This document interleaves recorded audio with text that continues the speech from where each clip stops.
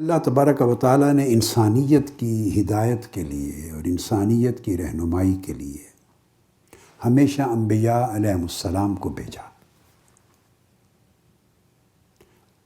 سیدنا آدم علیہ السلام سے لے کر سیدنا عیسیٰ علیہ السلام تک انبیاء کرام اور رسل اعظام اپنے اپنے زمانوں میں اپنی قوموں کی طرف، مختلف علاقوں کی طرف، مختلف قبیلوں کی طرف، روئے زمین کے مختلف خطوں کی طرف آتے رہے۔ جہاں بگاڑ آ جاتا تھا پھر اس بگاڑ کے وقت میں اس قوم کی اصلاح کا فریضہ انجام دیتے، اور بگاڑ مختلف نوعیتوں کے تھے۔ سب سے بڑا بگاڑ کفر و شرک کا ہوتا تھا۔ قومیں توحید کی راہ کو چھوڑ دیتی تھیں اور کفر و شرک کی راہ پہ چل پڑتی، تو ان کو پھر کفر و شرک کے اندھیروں سے نکال کر توحید کے نور کی طرف لانا، یہ فریضہ انجام دیتے۔ پھر بہت بڑا بگاڑ ایسا ہوتا کہ قوموں کے بڑے لوگ ظالم ہو جاتے، جابر ہوتے، حکمران طاقتور طبقے ظلم و جبر کرتے، کمزوروں، مجبوروں، مقہوروں پر بڑے مظالم ڈھاتے اور انسانیت کو غلام بنا کے رکھتے، ایک درندگی کا ماحول پیدا کرتے، تو اس ظلم کے خلاف بھی کھڑے ہوتے۔ ایسا بگاڑ بھی ہوتا کہ معاشرے میں عدل اور انصاف مفقود ہو جاتا، قدروں کا توازن وہ معاشرہ کھو دیتا، تو عدل اور انصاف کو بحال کرنے کے لیے بھی اسٹرگل کرتے انبیاء علیہ السلام، اور نیکی کی قدروں کو بھی دوبارہ بحال کرتے، ان کو تقویت دیتے اور انسانیت کو عزت فراہم کرنے کی بھی اسٹرگل کرتے۔ ایسے بگاڑ بھی ہوتے کہ معاشرے کے اندر سماجی، معاشی، اقتصادی، اخلاقی طور پہ برائیاں آ جاتی تھیں۔ کاروبار میں، سماج میں، معاشرے میں، باہمی برتاؤ میں، اخلاق میں، کردار میں طرح طرح کی قباحتیں، برائیاں، اور ان میں نجس اور بڑے رجس کے یعنی پلید معاملات تک بھی لوگ چلے جاتے ہیں۔ کم تولنا، دھوکہ دہی کرنا، اس طرح کے اخلاقی خرابیاں بھی آتی، تو اس کے خلاف بھی انبیاء علیہ السلام اسٹرگل کرتے۔ اور یہ سارا کام صرف دنیا دار طبقات نہیں کرتے تھے، کئی مرتبہ مذہب کے نام پر بھی یہ خرابیاں جنم لیتی، مذہب کے اجارہ دار بن جاتے تھے لوگ، تو مذہبی اجارہ داری کے نام پر بھی انتہا پسندی کرتے، دہشت گردی کرتے، قوانین خود گھڑتے، اپنی خواہشات کے مطابق تحریف کرتے، اپنے دین میں، انبیاء کی دی ہوئی کتابوں میں، ان کی تعلیمات میں خود ساختہ چیزوں کو ایڈ کرتے، لوگوں کو پھر راہ ہدایت سے اور راہ اعتدال سے ہٹا دیتے۔ ان تمام چیزوں کا تذکرہ قرآن مجید میں مختلف انبیاء علیہ السلام اور ان کی قوموں کے حوالے سے آیا ہے۔ یہ میں نے ایک خلاصہ بیان کر دیا، اب یوں سمجھ لیں۔ یہ سلسلہ چلتا رہا لوگوں کی اصلاح کا، انسانیت کی اصلاح کا، تا کہ حضور نبی اکرم صلی اللہ تعالیٰ علیہ وآلہ وسلم کی بعثت مبارکہ ہو گئی، تو حضور علیہ السلام نے اس کو فیس کیا۔ آپ صرف اس بات پر، ان حالات کی سنگینی پر غور کریں کہ آقا علیہ السلام سے بڑی ہستی اس کائنات میں اور تو کوئی نہیں تھی۔ یعنی عرش الہی سے لے کے فرش تک پوری کائنات پست و بالا میں آقا علیہ السلام جیسی کوئی ہستی نہ تھی، نہ ہے، نہ ہوگی۔ پھر جتنے معجزات اللہ پاک نے حضور علیہ السلام کو عطا فرمائے، اتنے معجزات بھی کسی کو نہیں ملے تھے۔ جتنے کمالات آپ کو عطا فرمائے، ظاہری، باطنی، وہ کمالات بھی اتنے کسی کو نہیں ملے تھے۔ ان تمام معجزات، محاسن، کمالات عظمتوں اور رفتوں کا مجموعہ ہو کر بھی آپ غور کریں اس امر پر کہ 53 برس حضور علیہ الصلوۃ والسلام نے مکہ کے معاشرے میں گزارے۔ 53 برس عمر مبارک تھی جب آپ نے ہجرت فرمائی۔ 40 برس آپ میں سے ہر کوئی جانتا ہے وہ تھے جو اعلان نبوت سے پہلے آپ نے اپنی پاکیزہ سیرت طیبہ لوگوں کو دکھائی تھی، لوگوں کے سامنے تھی۔ یہ 1 سال 2 سال 5 10 20 سال کا زمانہ نہیں ہے۔ پیدائش بھی وہیں ہوئی ہے، اسی سوسائٹی میں، اسی شہر میں، 40 برس بھی وہیں گزارے ہیں۔ جیسے آج کل کا ہمارا زمانہ ہے نا، لوگ تعلیم کے لیے باہر چلے جاتے ہیں، کاروبار کے لیے باہر چلے جاتے ہیں، تو کئی سال اپنے وطن سے باہر بھی گزار لیتے ہیں۔ ایسا بھی نہیں، پورے 40 برس آقا علیہ الصلوۃ والسلام نے ان کے سامنے گزارے، اور آپ کے شب و روز آپ کے سامنے۔ اس کے باوجود جب 40 برس پورے ہونے پر آپ نے اعلان نبوت فرمایا اور ان کو دعوت دی اللہ کی طرف، تو آپ کے سامنے اس چند قلیل خوش نصیبوں کو چھوڑ کر سارے معاشرے نے اس دعوت کو رد کر دیا۔ سیرت طیبہ کا جو معجزہ ہے کہ اس جیسی سیرت کائنات ہست و بود میں کسی کے پاس نہیں تھی، وہ اپنی جگہ۔ پھر قرآن مجید کا معجزہ، بڑے بڑے فصحاء بلغاء، عربی زبان پہ بڑے قادر الکلام،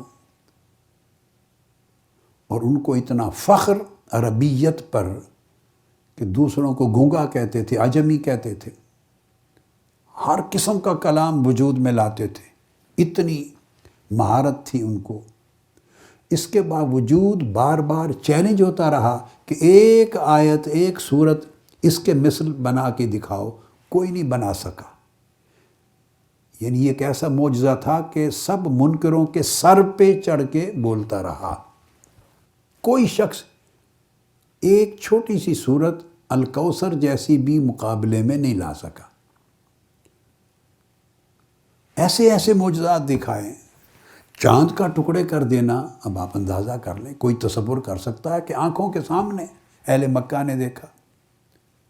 پھر معراج سے جب پلٹے تو بیت المقدس کا منظر کفار مشرکین پوچھتے تھے، آپ بیان کرتے تھے کھڑے ہو کر، اور قافلے آئے۔ پھر اس طرح اور بہت سارے کنکریوں نے کلمے پڑھے، اور اس طرح معجزات دیکھتے رہے۔ جب 7 برس اس عمل کے گزر گئے تھے تو سارے اہل مکہ کے طاقتور لوگوں نے معاشرتی بائیکاٹ کر دیا، آپ کے ساتھ سوشل بائیکاٹ کر دیا۔ آپ کا پورا جو خاندان بنو ہاشم تھا، اس کو شیب ابی طالب، پہاڑوں کی ایک وادی تھی، اس گھاٹی میں بند کر دیا۔ 3 سال تک آپ کے ساتھ پورے مکہ کا سوشل بائیکاٹ رہا، اور ایک معاہدہ سا لکھا، ساروں نے سائن کر کے کعبۃ اللہ میں لٹکا دیا۔ 3 سال کے بعد اس معاہدے کو دیمک کھا گئی۔ آقا علیہ السلام نے اندر سے خبر دی کہ معاہدہ کھول کے دیکھو، اس کو دیمک کھا گئی ہے، اور جہاں میرے اللہ کا نام ہے یا میرا نام ہے اس کو نہیں کھایا ہوگا۔ پھر سارا شہر مکہ جمع کیا، قریشی سردار، وہ مانتے نہیں تھے، انہوں نے کھولا اس کو، اندر سے دیکھا تو سارے معاہدے کی عبارت کو دیمک کھا گئی تھی، سوائے اللہ اور اللہ کے رسول کے نام کے۔ تو ایسی چیزیں وہ ہر روز اپنی آنکھوں سے دیکھتے تھے۔ کوئی اور تو نہیں دکھا سکتا نا ایسی چیزیں۔ اللہ کا ہر نبی بھی ایسی چیزیں ہر روز اتنی کثرت سے نہیں دکھاتا رہا۔ یہ شان آقا علیہ السلام کو عطا ہوئی۔ تو اس کے باوجود اب آپ دیکھ لیں کہ جب 53 برس عمر مبارک ہو گئی اور 13 برس معجزات دکھاتے بھی گزر گئے اعلان نبوت کے بعد، تو اتنی بڑی آبادی میں 400 سے کم لوگ تھے جو آقا علیہ الصلوۃ والسلام پر ایمان لے آئے تھے۔ عیسیٰ علیہ السلام مردوں کو زندہ کرنے والے، مادرزاد نابینوں کو بینائی دیتے رہے، کوڑی ٹھیک ہوتے رہے۔ مگر دیکھیو، کرسچنز کی جو ٹریڈیشن اور ہسٹری ہے، ان کے مطابق تو انہوں نے پھانسی دے دی ان کو، قرآن نے نو کر دیا کہ غلط ہے یہ الزام۔ وہ تو اللہ رب العزت نے ان کی شکل جیسا، آپ کے 12 فالورز تھے، آپ کے 12 رفقا تھے، حواری تھے، ان کو قرآن مجید کہتا ہے، پختہ رفقا 12 تھے، آپ کے اصحاب، آپ کے حواری، مددگار، کل 12 تھے جو کمرے میں آپ کے ساتھ استقامت کے ساتھ جم کر بیٹھے تھے، کل 12۔ یعنی سوسائٹی نے کو 50 اپنی آنکھوں سے 50 مردے زندہ ہوتے ہوئے جس سوسائٹی نے دیکھے ہوں، تو پھر بھی اس میں 12 بندے صرف آپ کے حواری بنے۔ ذرا آپ اس سے گیس کریں انسانیت کی نفسیات کا۔ یہ 4 طاقتوں کے سرچشمے ہیں۔ سیاسی طاقت ایک سرچشمہ ہے، پھر اقتصادی اور معاشی طاقت ہے، تیسرا سماجی طاقت ہمیشہ رہا ایک مذہبی طاقت۔ یاد رکھ لیں، جب بھی کوئی اصلاح کی آواز اٹھتی ہے، اصلاح کی، وہ تجدید اور اصلاح کی جب آواز اٹھتی ہے، ایک کاوش ہوتی ہے، تو اس وقت اس سوسائٹی میں موجود طاقت کے 4 سر چشمے اس کے خلاف ہوتے ہیں۔ تاریخ انسانیت میں جب بھی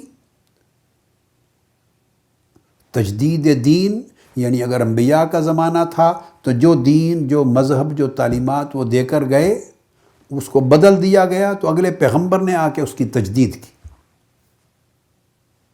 یا اصلاح کی۔ یہ جو نعرہ ایک لگتا تھا نا، طاقت کا سرچشمہ عوام، یہ کہتے ہیں نا کوئی سیاسی لوگ، عوام طاقت کا سرچشمہ ہے۔ عوام وغیرہ کوئی نہیں ہوتے، عوام کو ہر کوئی ایکسپلائٹ کرتا ہے۔ تو دراصل ایکسپلائٹ کرنے والے یہ 4 ہوتے ہیں، عوام ہر جگہ یوز ہوتے ہیں۔ وہ پھر جو بات سمجھا رہا تھا وہ یہ کہ موسیٰ علیہ السلام کو آپ دیکھیں کتنا زمانہ اصلاح کی سٹرگل کی، الٹیمیٹلی بنی اسرائیل کو لے کے نیل پار کر کے وادی سینا میں جانا پڑا، مصر میں رہ نہیں سکے، وہاں سے موو ہونا پڑا۔ نوح علیہ السلام سے لے لیں، کشتی بنا کے طوفان آ گیا، سارا کچھ تباہ ہو گیا، مگر موو کر گئے۔ ان کے بعد ابراہیم علیہ السلام کا زمانہ، آگ میں پھینکنے تک نوبت آئی، الٹیمیٹلی عراق چھوڑ کے شام اور فلسطین کی طرف موو کر گئے۔ ہر پیغمبر کو جو ہجرت کرنی پڑی، اس کی وجہ یہ تھی کہ اس سوسائٹی میں ان کی تجدید اور اصلاح کی اور دعوت کی جو آواز تھی، دعوت الی الخیر کی جو تجدید کی اور اصلاح کی جو آواز تھی، سوسائٹی کی اکثریت نے، طاقتور طبقوں نے اس آواز کو پنپنے نہیں دیا، اس کو اتنا طاقتور مضبوط نہیں ہونے دیا کہ وہ اسی سوسائٹی میں دوسری جگہ منتقل ہوئے بغیر وہیں رہ کے وہ اپنی منزل کو پا لیں اور ان طاقتوں کے پنجے مروڑ کے ان کو توڑ دیں اور وہ اپنا نظام وضع کر کے قائم کر دیں۔ اور یہی عمل آقا علیہ الصلوۃ والسلام کا الٹیمیٹلی، میں نے بتایا 53 برس جب گزرے، 40 برس پہلے کے، 13 برس بعد کے اعلان نبوت کے بعد، تو 400 سے کم عدد تھا جو اتنے بڑے معاشرے میں سے یہ سب کچھ دیکھ کر آپ پر ایمان لائے کہ وہ فیس نہیں کر سکتے ان حالات کو، اس سچویشن کو۔ پھر آقا علیہ الصلوۃ والسلام نے ہجرت فرمائی۔